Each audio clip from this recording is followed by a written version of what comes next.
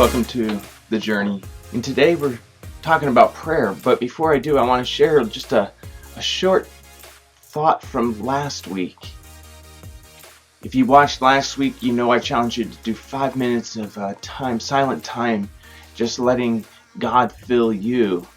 And I don't know how yours went. I know how mine went. It was rough. And I'm in the practice of doing it, and it was still a rough week of trying to provide space in my life, intentionally saying, God, here's the space. I'm not going to talk. I'm not going to try to control the conversation. You lead.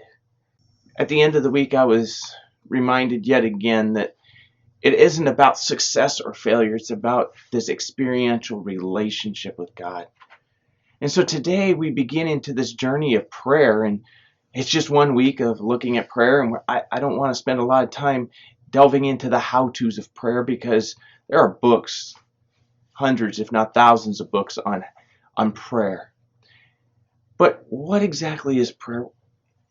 And I believe it's that ultimate conversation with God, that conversation with the Spirit that reaches the Father, this connection to the Godhead that takes place in no other way. I can't read scripture and have this.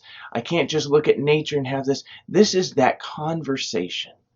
I know I tell students when I'm in a grade school interacting, I always tell them, you think God gave us 2 ears and 1 mouth for a reason? We all like to talk. We all like to share our opinion, but we all seem to have a hard time listening. And ultimately, I believe in prayer, listening is actually the thing we need to practice the most.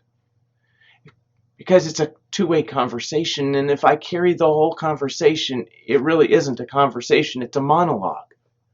Kind of like these videos. They're monologues. I share things and you hear them.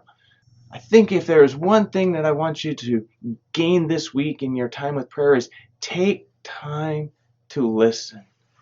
Take time for God to speak. And in fact, if prayer is this great connection, which I believe it is through our silence where we hear God speak, that we hear God's will, that we then pray the prayers that are most effective because they are in the will of God. We hear where God's coming from, what God is thinking, what God is desiring, not for just our lives, but the lives of people around us. And as we hear God speak to us, we begin to ask questions of what God is desiring of us, not us telling God what we want. Now there's a place for saying, God, this is my desire. But when we have it linked to His desire and we recognize His desire, we ask from what He has given us. Put some silent time, maybe at the beginning of your prayer time and at the end of your prayer time, whether it's in the car or in the shower or as you're pausing at work, going, God, just speak to me. Make it simple. I encourage you to do that this week.